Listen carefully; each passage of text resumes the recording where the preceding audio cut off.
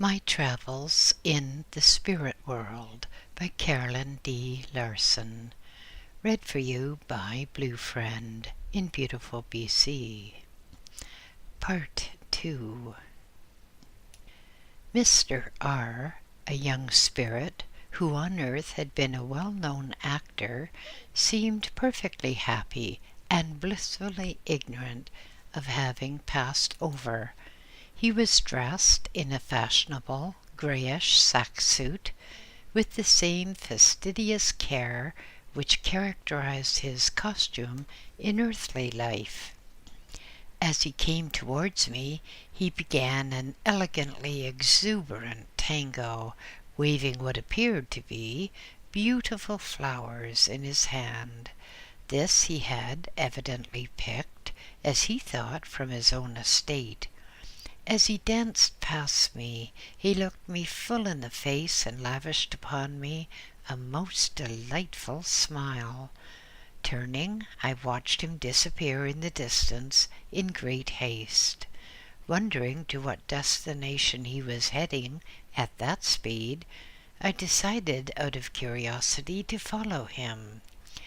Presently we were in New York City, and straightforward he went to a well-known night cafe, which he had frequented when in the flesh.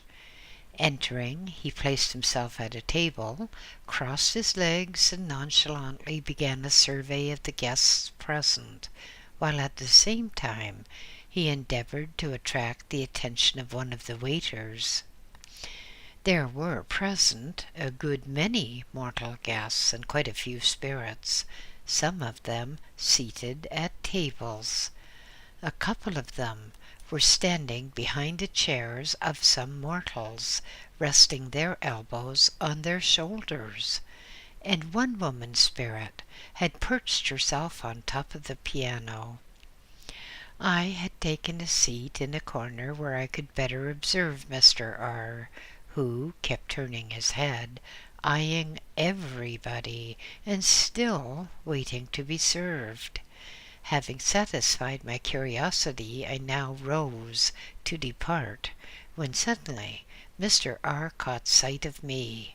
Evidently my looks must have pleased him, for with a smiling face he came rushing over to me, and in a boyish enthusiasm he quickly enfolded me in his arms. Just as indignant at such an impertinence as it would have been in the flesh, I tore myself free and hastily left the place.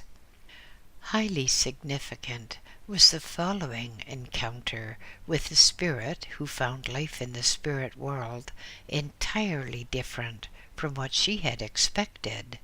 I had been well acquainted with Miss W.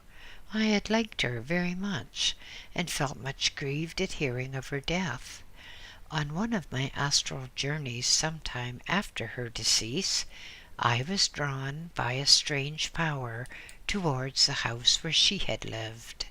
I entered it, passed up the stairway, and went into the room that had been her bedroom. There, reclining on a couch, I found my former friend. She gave me a recognizing glance, but otherwise she evidenced no sign of animation. It did not take me long to discover that she was in a fearfully depressed and dejected mood. Filled with much sympathy for her, I advanced to her side, and placing my arm around her shoulder, I inquired concerning the cause of her troubles. At this she broke down entirely. Dropping her head on my shoulder, she gave herself up to bitter grief. After a while, she slowly gained control of herself, and in a halting manner she began to relate to me that she had just come to the realization that she had passed over from earth life. With this came the shocking discovery that life in the spirit world was not at all what she had expected, or what she had believed it would be. Furthermore, through knowledge already gained by experience and from information volunteered by more developed spirits from whom she had inquired, she found herself ill prepared to tackle the problem of that life. She discovered that she was almost totally lacking in the development of those very qualities needed for advancement. She found herself all alone, facing a life of stern realities, where everyone carries outside oneself in full view the evidence of his or her spiritual qualities, and the exact state of development in the color emanated. To add to her distress, she now could see that all her friends of earth life had been false. Not a kind thought from them had followed her, and in her bitterness she blamed them to such an extent for her sad predicament. "I hate them all," she exclaimed, for she had a great many friends, and had been very popular. "With their false and lying flattery, they help to mislead me."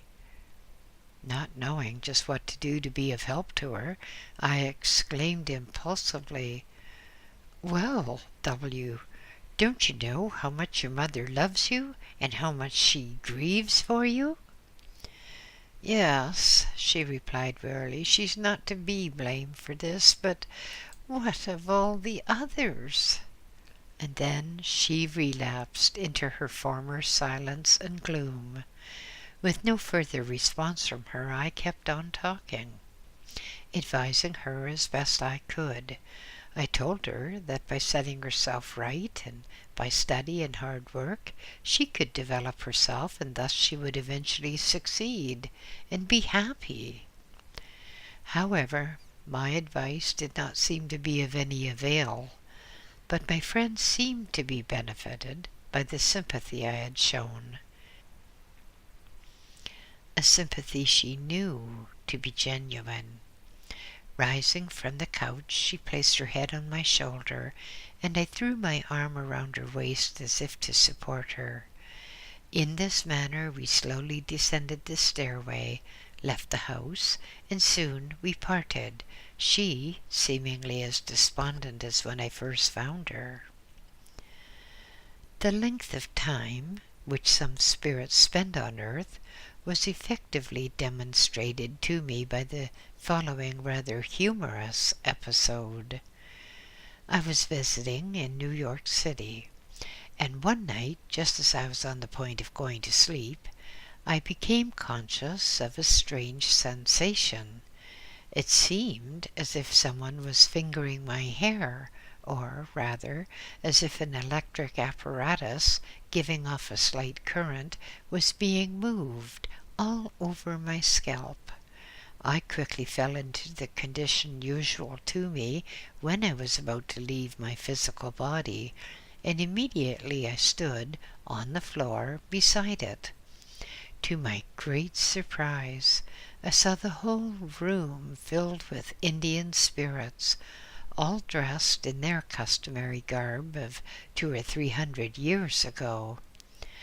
They had been attempting to scalp me according to their usual custom. Now, in the astral, on the same footing with them, I took advantage of my superiority over them spiritually to order them to leave the room as quickly as possible. They obeyed instantly. In helter-skelter fashion, they tumbled out of the room and building, gesticulating vigorously while they angrily swore and cursed at the white man. They talked so rapidly in their own dialects that they sounded like a whole army of geese frightened by some strange occurrence. Although they spoke in their own language, I understood perfectly what they said, because as soon as one is in the astral, one becomes a linguist. One understands perfectly any language spoken on earth. Curious to know where all those Indians would go, I followed them. The way led downtown and into the center of what is now called the Roaring Forties. There, into the basement of one of the theaters, they all went. I stepped into the place. It was packed with these spirits, squatting or lying on the floor or standing up, all excitedly taking part in what I assumed to be a war council. On the walls of the basement of this theater, in the men's smoking rooms, are depicted scenes of Indians and early settlers of Manhattan conferring and dealing with each other. I learned later that the site of the theater I have mentioned marked the spot where an early Indian tribe had pitched their camp. These Indian spirits had haunted the earth now for almost 300 years, and they believed even yet that they were still in earth life and that they were ill-used by the white man. That's what I understood from their conversation. They were angry because the pale-face had taken every bit of Manhattan away from them. Frantic in their wrath, they started out regularly to scalp somebody. So if the patrons of this theater should at any time, providing they are touchy, feel a queer sensation in their hair, they'll know the reason. Now, let me tell you of one of the strangest incidents in all my astral wanderings on Earth. One of the recent presidents had died. The whole country had taken a special interest in all the news pertaining to his death and funeral. This aroused in me a strong desire to know how he might feel in the spirit body. So, upon the first occasion when I left my physical body, I headed straight for the White House. Instead of immediately finding the spirit of the recently deceased presidents, as I had expected, to my surprise, I came across the spirit of a president who had departed this life more than 100 years ago. He'd been one of the first executives of this country. He appeared to be a stately, aristocratic-looking personage, fastidiously dressed in the height of the fashion of his time, with knee breeches and silk stockings and buckled shoes. His elaborately embroidered waistcoat was half concealed by a delicate lace ruche which fell from the collar of his coat. He was seated in a huge chair, cross-legged, conversing with his wife who sat in front of him. She was also garbed in a highly fashionable attire. A long, wide skirt fell from a wasp-like waist and tight-fitting bodice. Her hair was done high on her head. Her every movement was marked with the exquisite grace and refinement of the aristocrat. As I passed through the room, the old president looked at me with cold hauteur, a glance of mingled annoyance and of curiosity, as if he resented my intrusion and questioned my purpose. But my presence was speedily ignored by the old president and his wife, as still another spirit entered the room, that of the recently deceased president. He seemed in a perfect daze. I could judge from his stupor that he was absolutely unaware of what had actually happened to him. He seemed unable to reason or to think clearly. He evidently tried with great effort to collect his thoughts, that he might comprehend his predicament. He could not understand why strange visitors were present without his invitation. But the tense situation did not last long, for the old president now slowly rose to his feet. Advancing a few steps and assuming an authoritative air, he placed himself directly in front of the newly arrived president. Without any display of ceremony, he addressed him. "Well, I am not going so far as to order you out of here. You may stay until you find yourself, but after that, you must depart." However, this abrupt greeting of the old president did not seem to ruffle the newly arrived spirit, probably because he seemed unable to understand clearly what was going on about him. After this president had left the apartment, the old president condescendingly confided, "I do not like this spirit, and I have never liked the way in which he ran the country." Then he turned and left the room. Sizing up the situation quickly, I realized that this spirit couple had been bound to the White House all these years and had prevented themselves from advancing simply because their minds had been and still were securely linked to that environment where they, in the flesh, had enjoyed so much power and glory. They were jealously regarding everything which had been and was even yet happening in that famous place, until they developed a more idealistic conception of existence, yet they will remain in their old limited environment. Yet they were guilty of no great or malicious wrong. They were earthbound simply because of their low ideals. I might recount many more such conversations which I had with newly arrived spirits, but I think that I've presented sufficient material to give the reader a clear idea of the state of mind, of the ideals, and of the conduct of those spirits who are in the first stage of their new life. As the reader has already seen, the time spent by the spirits on earth before they gravitate to the sphere of spirit life varies greatly. Before taking final leave of the earth, they all hover about their old environment. For those generously endowed with highly developed spiritual qualities, the period of transition to large attainments is short. Others, less developed, are chained more firmly to the interests of their old life. But the majority of spirits remain earthbound for protracted periods because they are unaware that any change has taken place. Some faintly suspect an alteration, but they refuse to acknowledge it because of their love for all that which savors of the past. There are many, also, who return from the spirit abodes to spend more time on the earth because they have made no progress here.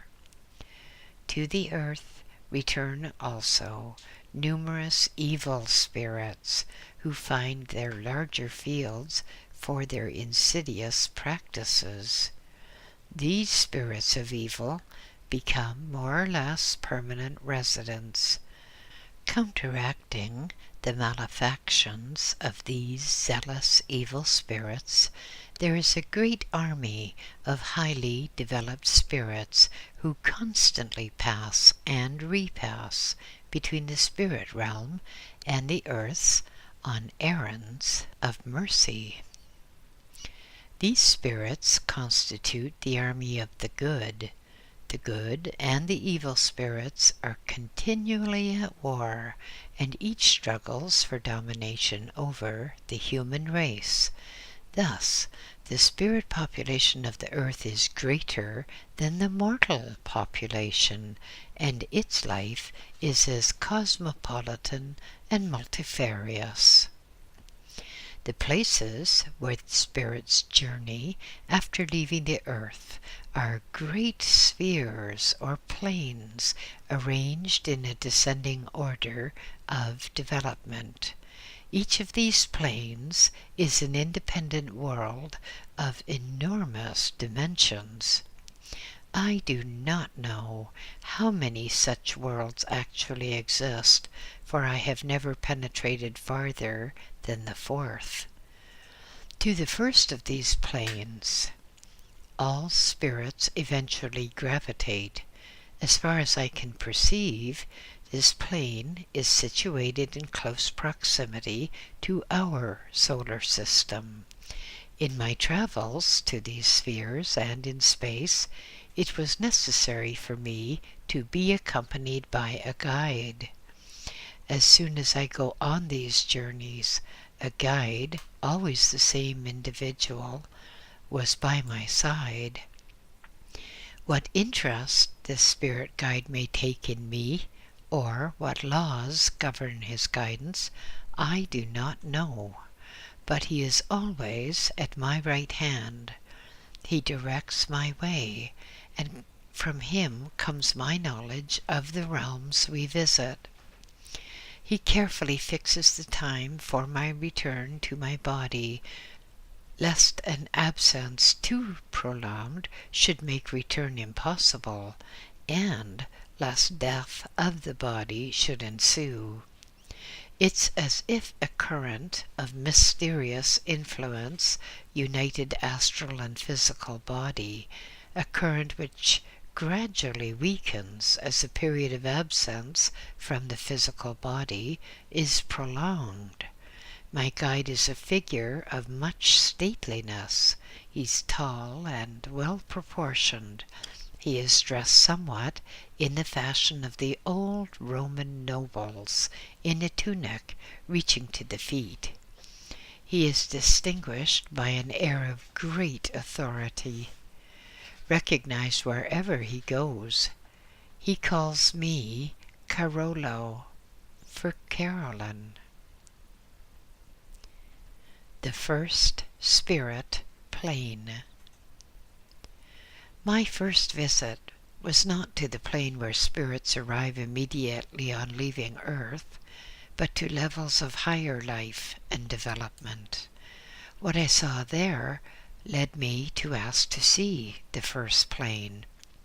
And it seems best to describe that first plane before I picture the glories of the third and the fourth plane, which, as I have told you, I actually saw first. The first plane is the place of those just released from our life, where they may learn the way to higher levels, and it is also the place of earthbound souls, some of whom seem never destined to go farther. It was when I was about to leave the fourth plane that I asked to be taken to the first plane. All that I had seen overwhelmed me. The life of the spirits, the wonderful beauty of their surroundings, the love that governs their relations, their dignity, grace, and serenity. The cry of delight that rose to my lips was stifled by a sudden thought of pity for those who knew not these glories. Where, I asked, are those spirits who may not enter here where dwell the evil spirits? And where do spirits first arrive? My guide answered, "You shall see." In a moment we were speeding through space, through endless voids of darkness. The phrase, "a great gulf is fixed," passed through my mind, but no word was spoken. At last light appeared in the distance, and soon we set foot in a world dark and dull compared with the sphere I had just left, but not unlike this world in which we live, with its open country, its cities with streets and buildings, and its life moving in familiar paths. This similarity, I learned, was due to the fact that many of the newly arrived spirits are still ignorant of their mortal change and strive to continue their wonted activities until they are disillusioned by the failure of their hollow pursuits. Everything at first conspires there to confirm this mistake. Even the light, though brighter than on earth, is not so bright as to dispel the illusion. I found myself in a city of gigantic size, its streets running between continuous buildings in seemingly endless lines, save where they led on to great open squares. The traffic was denser than in any earthly city. Throngs of spirits hurried past in every direction. Multitudes and more multitudes of them pushed by the spot where I had stationed myself. They were, I learned, newcomers. They seemed to me confused, disturbed, endlessly seeking. On their faces I read bewilderment, agitation, and vague desire, as if they were set upon reaching an uncertain goal. Most of them, still unaware they had left this earth, were seeking to discover why they were suddenly surrounded with strangers in a city like any earthly city, yet somewhat more than strange. Puzzled surprise, wonder, distress, incredulity, and a dawning apprehension peered from these passing faces. A few who understood or suspected their state sought only confirmation, and to reach their destination as yet unknown. All were dressed as on earth, for the aura from the astral body, shaped by the spirit mind, clothes the spirits with the familiar vesture of earth. And these newcomers were still completely governed by the ideals of their former life. So the multitudes of beings dressed as on earth, moved by the purpose of earth, pressed through the streets lined with houses of all kinds and for all purposes as in an earthly city. The action of the surging throng seemed earthly too. The many newly arrived spirits evidenced their desire to pursue their life as they had pursued it in the past. Most of the spirits come to the realization that they are no longer on earth only by continued disappointments, which gradually destroy the values they have been accustomed to place on earthly things. Thus, this plane seems as a kind of clearinghouse for the newly arrived. Those most highly developed spiritually on earth pass almost directly to higher spheres. Others, less developed but anxious to advance, prepare for advancement by intensive training under the guidance of spirits from higher levels who have voluntarily chosen the task of helpers. Finally, there linger here, perhaps permanently, the earthbound souls, those whose minds are open only to desires and influences of earth, having no wish for spiritual development. Those who also deserve the characterization of the lady in Camus, "Thou art not fit to hear thyself convinced." The different classes of spirits on this plane live in separate places, and the spirit helpers see that no class mingles with and hampers any other class. These helping spirits are to be seen everywhere and are easily recognized, for their aura envelops them in a ball of white light which indicates their high spiritual state. They are commanding, yet sympathetic figures whose faces reveal their spiritual qualities. All are clad in long white robes reaching to the feet.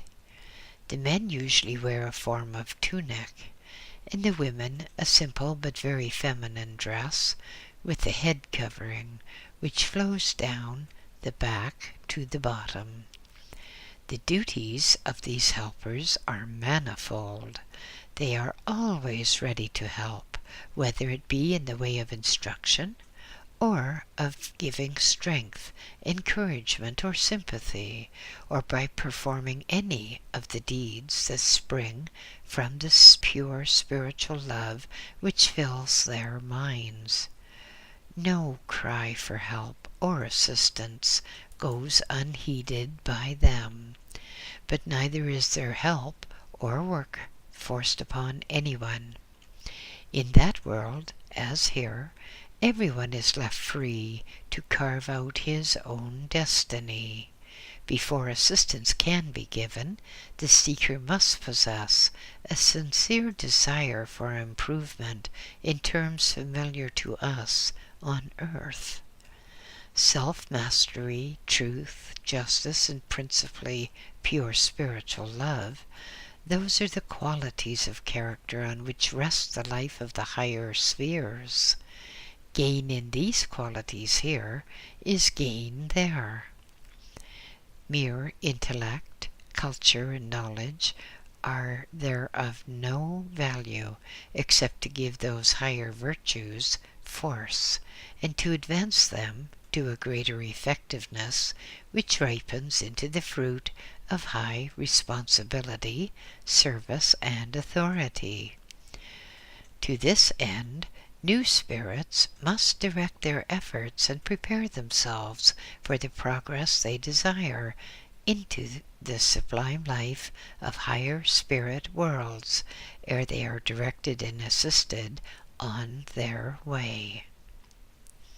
A large proportion of the spirits dwelling on the first plane are those who are struggling by hard and sincere effort to raise themselves to a higher level, to master the ideas that prevail in more advanced spiritual states, and to conform to newly formed ideals.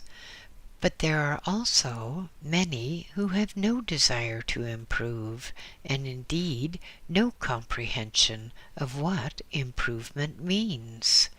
On earth these spirits had no vision of spiritual things, and they were wholly absorbed in material pleasures, worldly success, or base desires.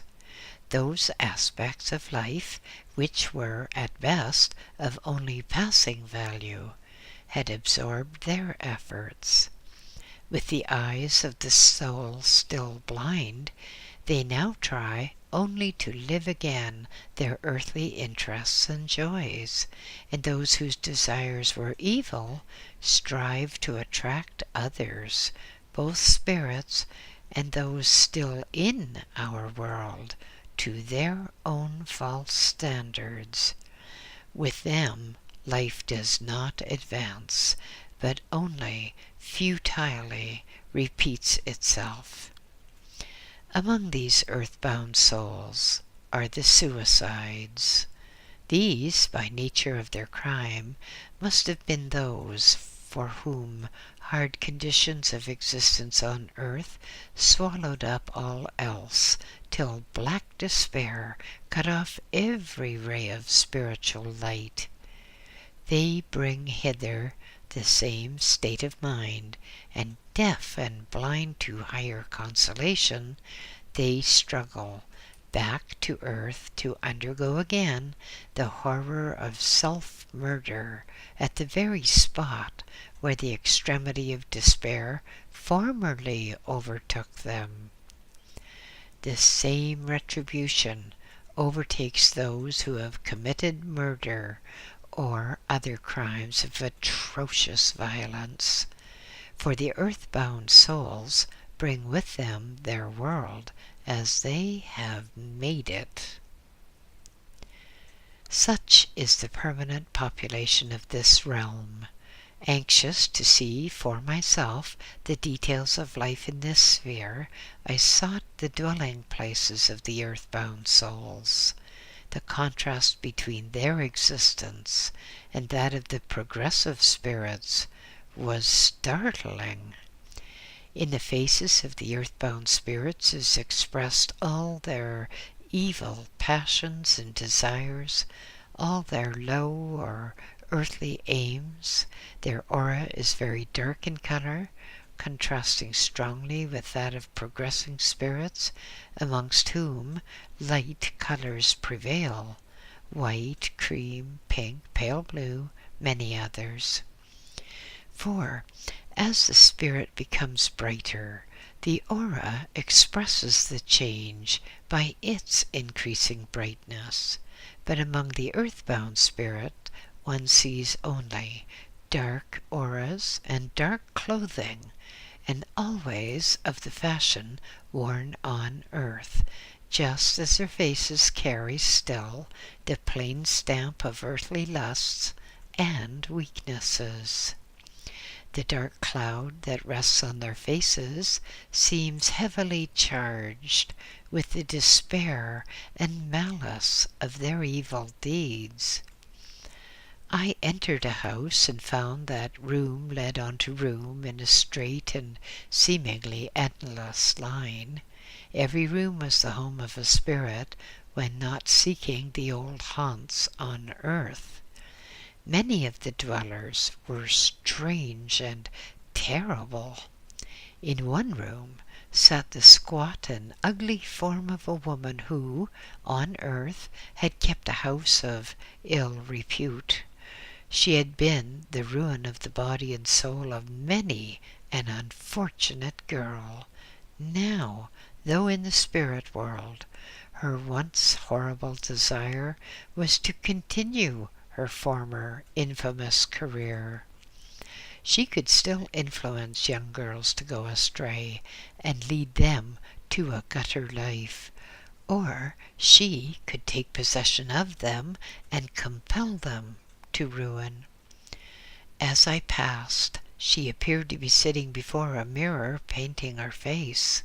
She was wearing the style and the form of dress and finery of her profession on earth, and her face was dark with vulgar malice. She gave me a vicious look, as if to say, "Who are you, and what do you want here?" Then she turned insolently away to continue painting her face.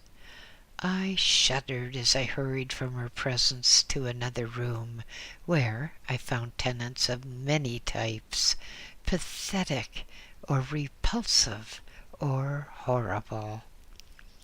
In one room, a lady was pacing the floor with slow deliberation.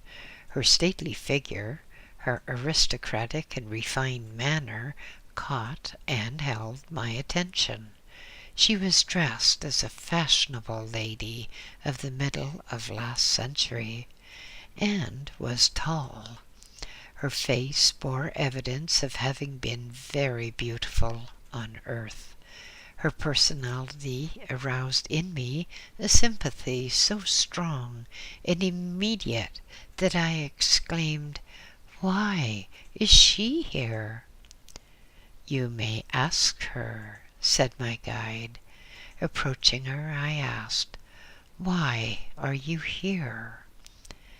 With a graceful gesture, she replied, with regret, yet with apparent resignation, "How could I leave these?" I looked down at the point she designated and saw with surprise a wonderful collection of sparkling jewels on which she fixed her eyes. I understood. The jewels which she had owned on earth still possessed her soul.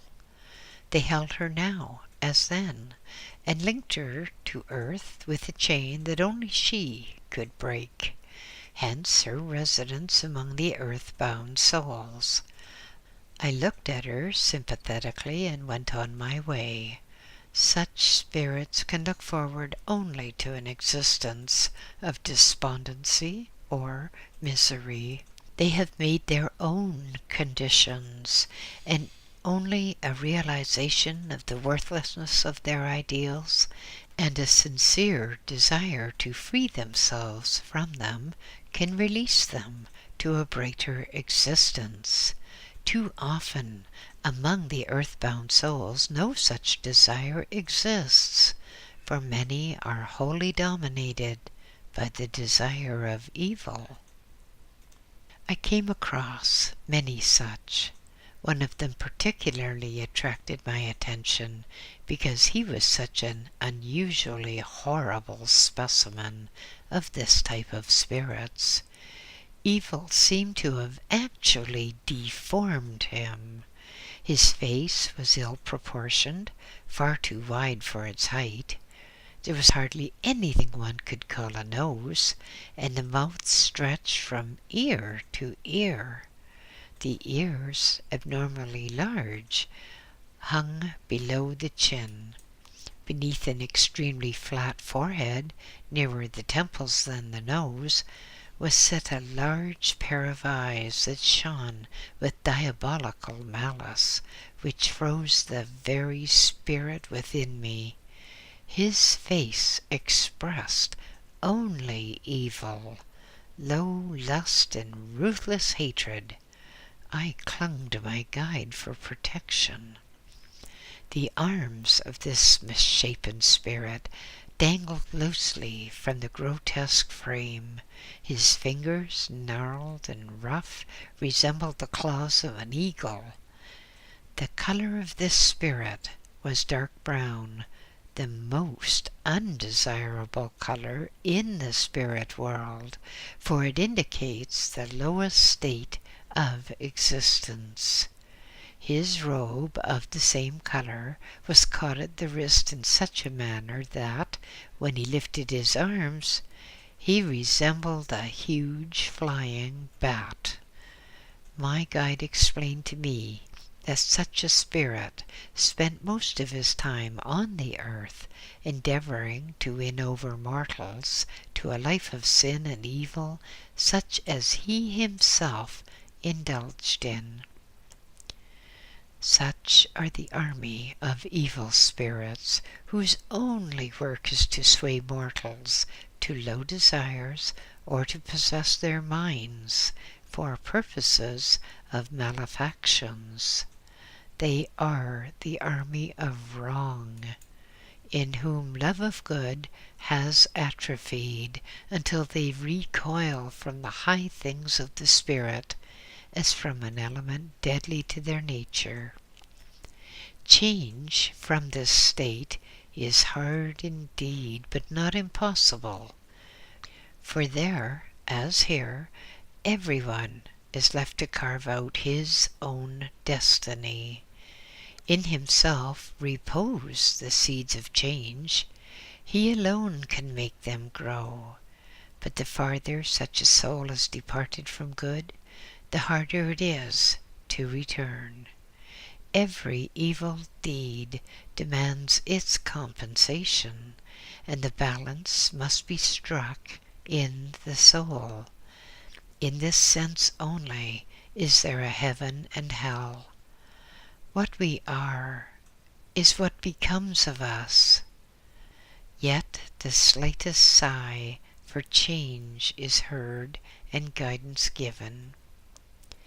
While passing through the realm of the earthbound, I came upon scenes yet more pathetic and tragic, which I would gladly erase from my memory were that possible. A woman, spirit helper, approached and silently motioned me to follow her. I felt her authority and followed her through densely populated parts, alternating with empty spaces. As we passed along, I studied her silently, for no word was spoken between us, she seeming engrossed in her own reflections. Her flowing dress was shining white, her head covering fell gracefully down her back, and her hands rested on her breast. In form and face she was very beautiful, and a bright white aura enveloped her with radiance. But it was of her spiritual qualities that I was chiefly conscious. Purity, love, and sympathy seemed to emanate from her as the perfume from a flower. Strength of intellect and high authority clothed her in dignity. My mind was divided between admiration for my guide and speculation as to where she was taking me. Presently our journey ended before the huge gates of an enclosure of prodigious size. Before the gate stood a tall, silent, and motionless figure, evidently a guard. His expression was austere and passionless, and added to the impression of desolation that pervaded the whole scene. Only the presence of my guide gave me courage to remain. On an order from him, the two ponderous gates slowly swung back, and as slowly closed behind us. What I beheld was strange, and no less depressing and horrible. The vast enclosure was a place of detention, a hospital, a house of correction for those spirits who arrived with minds clouded or shattered by the use of drugs or liquor, or by indulgence in their evil passions on earth. Here their minds, and often their astral bodies, remained crippled as on earth. On couches, on the floor, or huddled in corners, lay or crouched these wrecks of humanity, blind of spirit and shriveled of limb, often entirely unclothed, with stupor or dull hopelessness written in their eyes. The atmosphere of death, desolation, and despair filled my soul with anguish. End of part 2.